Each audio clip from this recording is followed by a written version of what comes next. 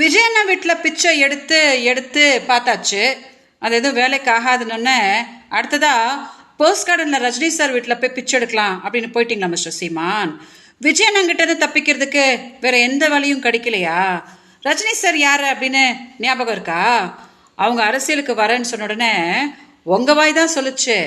அவர் கன்னடாக்காரு, அவர் மேலே உப்பு மிளகாத்தூள்லாம் போட்டு வறுத்தெடுத்து பார்க்கணும் அப்படின்னு நான் விருப்பப்படுறேன் அப்படின்னு மேடையாக அவரை கொச்சப்படுத்தினீங்களே, அதை மறந்துட்டப்ப நேற்று அவர் வீட்டில் பிச்சை எடுத்துட்டு நின்றுட்டு இருக்கீங்க. அசிங்கமாக இல்லை? என்ன கேவலமான ஒரு பொழப்பு மிஸ்டர் சீமான் உங்களுது. விஜயண்ணங்கிட்ட தப்பிக்கணும்னா ரஜினி சார் காலில் போய் விழுறீங்க. உங்கள் மேலே நான் வந்து வழக்கு கொடுத்தா திமுக காலில் போய் விழுறீங்க. உங்களை யாரும் நம்ப மாட்டாங்க மிஸ்டர் சீமான். தமிழ்நாடு மக்கள்கிட்ட சொல்கிறேன்னு, யாரும் சீமானை நம்பாதீங்க.